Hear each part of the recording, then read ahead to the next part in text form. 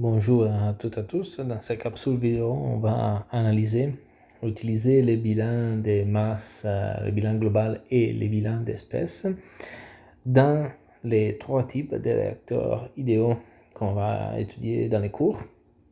On va définir ce sont quoi les hypothèses de base. On va simplifier les bilans selon les cas pour obtenir ce qu'on appelle la design equation, c'est-à-dire l'équation qu'il faut intégrer ou résoudre pour obtenir notre performance. Donc, on va commencer avec les réacteurs batch. Donc, les réacteurs batch est un réacteur comme c'est les réacteurs qu'on trouve en laboratoire. Donc, c'est vaisseau qui est fermé, très bien agité. Les réactifs sont chargés avant le début de la réaction et le réacteur est fait réagir. Donc, il n'y a pas d'intrants. Les hypothèses de cet réacteur sont les suivantes. Il n'y a rien qui rentre ni sort de notre réacteur. Le réacteur est à volume constant. Évidemment, le réacteur est fait de métal, de verre, donc le volume est confiné. Et donc le volume est constant et l'agitateur est parfait. Donc il y a un mélange idéal. Ça veut dire quoi? Mais un mélange idéal, ça veut dire que concentration, température, toutes notre variables sont pareilles dans chaque endroit de notre volume. Bon, avec cette hypothèse, on va pouvoir simplifier les bilans de masse et d'espèces. Commençons avec le bilan de masse. Le bilan de masse est assez simple. On se rappelle, c'est in moins out égale à l'accumulation, c'est-à-dire la masse qui rentre dans mon réacteur moins le débit massique qui sort de mon réacteur égale à la dérivée de la masse dans le temps. Okay?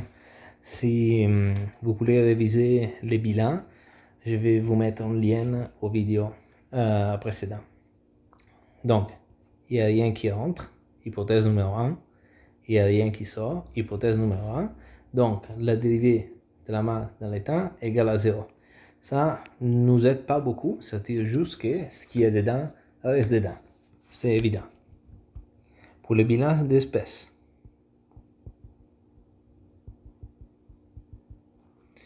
donc on va prendre comme d'habitude une espèce I de référence.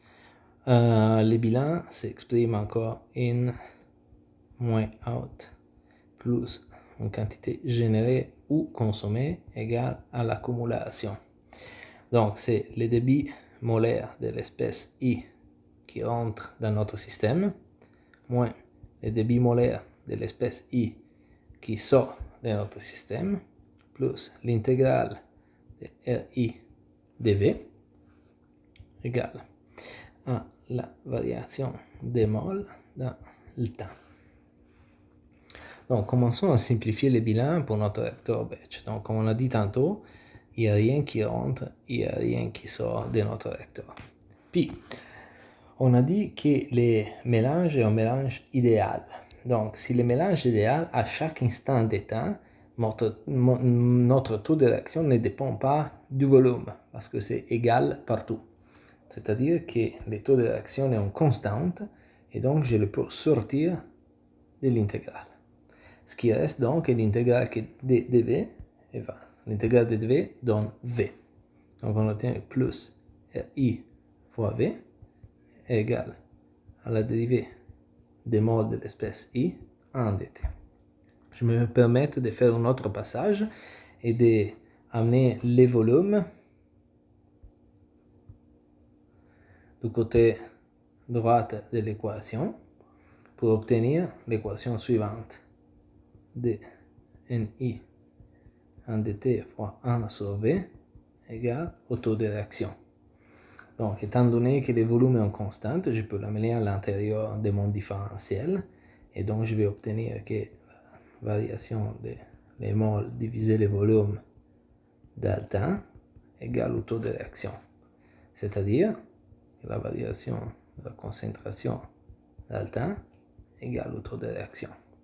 Voilà qu'on a dérivé ensemble la design equation du batch.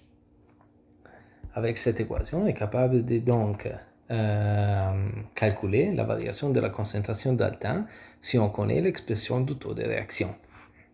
On va voir ensemble dans les capsules Python comment intégrer cette réaction. Fantastique. Maintenant, on va regarder c'est quoi un réacteur CSTR. D'abord, l'acronyme est pour Continuous Stir Tank Reactor. Donc, du nom, c'est un réacteur, encore une fois, avec agitateur, qui opère en continu. Réacteur en continu, c'est-à-dire qu'il y a toujours un entrant et toujours un sortant. Ce sont quoi les hypothèses pour notre réacteur CSTR? Donc, l'hypothèse numéro 1, on est en état de régime permanent. On va voir plus tard, ça veut dire quoi. Et encore une fois, que mon mélange, mon agitation, désolé, c'est mieux, c'est plus propre dire que mon agitation est idéale. Donc on va regarder ensemble le bilan d'espèces pour le réacteur CSTR. Les bilans de masse, encore une fois, voilà. On va donc voir les bilans de masse pour notre réacteur CSTR. Donc les bilans de masse pour le CSTR. On a que la masse qui rentre, moins le débit massique qui sort, égale à la variation de la masse delta. Là, on va utiliser la première hypothèse, c'est en étape de régime permanent. L'état de régime permanent, ça veut dire que toutes mes variables d'état ne dépendent pas du temps. Le système est stable. Un autre mot pour le dire est le système est à l'équilibre. Donc, si ma variable d'état, la masse, ne dépend pas du temps, sa dérivée du temps doit être égale à 0. Encore une fois, je vais utiliser l'hypothèse qu'on a posée au début de la capsule vidéo numéro 1, c'est-à-dire que la densité est une constante. Pour aller écrire que ρ, débit volumique in, moins ρ, débit volumique out, égale à 0.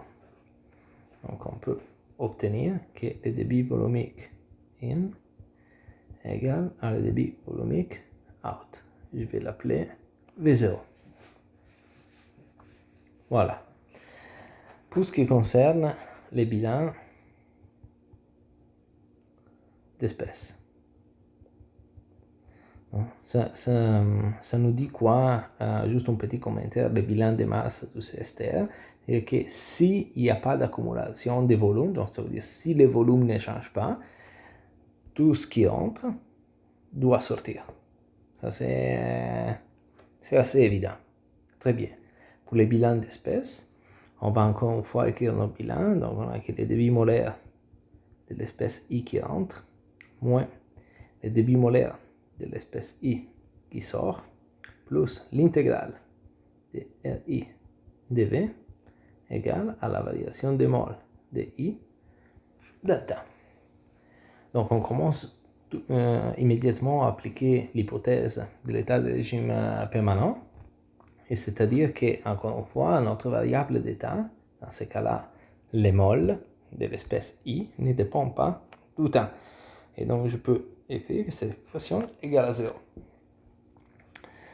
Donc je vais simplifier cette équation en écrivant que le débit molaire de I in moins le débit molaire de I out, plus, encore une fois, si notre mélange est parfait, ça veut dire que le taux de réaction est pareil partout dans notre réacteur. C'est-à-dire que le taux de réaction ne dépend pas de la position. Le taux de réaction est donc une constante que je peux retirer de l'intégrale.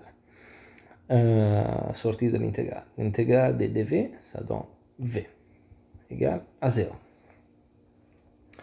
Je pourrais simplifier un petit peu plus cette équation en se rappelant que le débit molaire d'une espèce I, qui se mesure en mol par unité de temps, est égal au débit volumique fois la concentration de l'espèce I.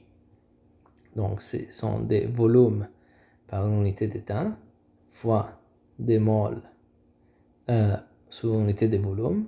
Et vous voyez qu'à niveau d'analyse dimensionnelle, tout est cohérent. Donc, on va obtenir que si on utilise notre bilan de masse, je peux écrire que le volume qui rentre fois la concentration de I qui rentre, moins le débit volumique qui sort fois la concentration de I à l'extérieur, plus RIV égale à 0.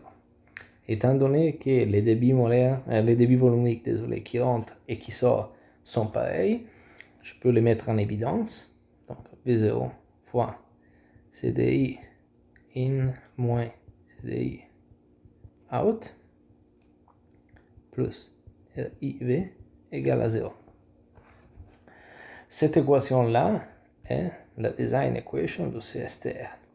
Celle-là n'est pas une équation différentielle, mais une équation, disons, à résoudre normalement avec des outils numériques comme par exemple Fsolve. Il y aura une capsule vidéo dédiée à ça.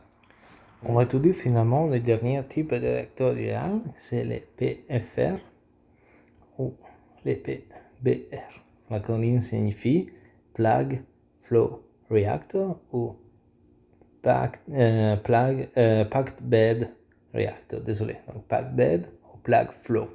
Donc celui-là, c'est encore une fois un réacteur en continu où les réactifs rentrent, ils sortent. Et les hypothèses sont les suivantes. Encore une fois, on est en état de régime permanent. Donc, toutes nos variables ne dépendent pas du temps. Et on a un profil, comme le dit le nom, plug flow. Qu'est-ce que ça veut dire plug flow? Ça veut dire que le profil, c'est un écoulement à piston. C'est-à-dire que notre liquide a un profil plat. Et donc, en autre terme, toutes nos variables ne dépendent que de la coordonnée x. C'est-à-dire que la température, la concentration ne change pas à une certaine longueur sur l'axe, sur les rayons de notre réacteur. Bon, pour étudier les bilans de ce type de réacteur, est beaucoup mieux de regarder un bilan de type différentiel. Donc, pour la première fois, on va regarder un bilan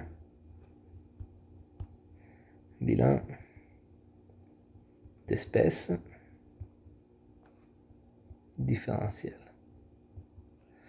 Donc, qu'est-ce que ça veut dire le bilan différentiel? On va prendre une petite de notre réacteur, on va prendre une très petite couche, on va appeler volume delta V. Dans cette couche, il va entrer les débits molaires de l'espèce I au niveau du volume égal à V, et il va sortir les débits molaires de l'espèce V au niveau du volume égal à V plus delta V. Si la couche est assez petite, c'est notre volume de contrôle différentiel est assez petit, le taux de réaction à l'intérieur de ce volume de contrôle est constant. Donc on peut écrire que le débit molaire de I qui rentre au volume V moins le débit molaire de I qui sort au volume V plus delta V plus le taux de réaction qui est constante fois mon volume différentiel égale à 0. 0 pourquoi? Parce que je suis encore une fois en étape de régime permanent. Donc la chose que je vais faire maintenant, je vais amener ce terme de l'autre côté de désolé de l'égal, et je vais changer de signe. Et donc, je vais obtenir que le débit molaire de I AV plus delta V moins le débit molaire de I V égale à RI fois delta V. Maintenant, je vais diviser les deux équations fois delta V et je vais prendre finalement, la dernière étape, les limites de cette équation pour delta V qui tendent à 0. Donc on va regarder, cette expression-là est l'expression même de la dérivée de bimolaire de I en dV égale RI. Et voilà, on a trouvé les bilans d'espèces pour notre PFR. Le PBR est très similaire à ce type de réacteur, c'est juste qu'un réacteur où on met un catalyseur dedans. Donc, dans notre PBR, on a un écoulement de type piston, on est en état de régime permanent, mais à l'intérieur, on a un catalyseur avec une certaine masse. Si je répète les mêmes bilans, je vais prendre une petite couche delta W de masse des catalyseurs. Je peux donc écrire que le débit molaire qui rentre en certaine masse W moins le débit qui sort en certaine masse W plus delta W. Donc on a dit FI qui rentre moins FI qui sort plus les taux de fois delta W égale à 0 parce qu'on est en état de régime permanent. Ici, par contre, il faut prendre les taux de réaction définis par unité de masse pour rendre les unités cohérentes. On se rappelle, on l'a vu dans la capsule vidéo précédente, que RI' est défini comme les moles de I réagi dans une unité de temps, dans une unité de masse. Donc voilà qu'encore une fois, les unités de mesure sont cohérentes. Avec les mêmes développements qu'on a vu tantôt, on peut donc amener cet élément-là au-delà, de l'autre côté de l'équation, et changer de signe pour obtenir que le débit molaire AV plus delta V moins le débit molaire AW égale à I' delta W. Je vais faire une division delta W et je vais prendre la limite pour delta W qui tend à 0. Encore une fois, c'est l'expression même de la dérivée de FI en dW égale à RI'. Voilà qu'on a dérivé la design equation du PFR et du PBR. Voilà finalement en résumé tous nos bilans d'espèces pour notre réacteur idéal. Donc on a vu que le réacteur batch, le réacteur PFR ainsi que le réacteur PBR, on a des équations différentielles qu'il faudra intégrer avec des méthodes numériques en Python. Et le CSTR, on a juste une équation à devoir résoudre. Dans les prochaines capsules vidéo, on va voir comment utiliser les outils Python pour résoudre ce type d'équation avec des exemples numériques.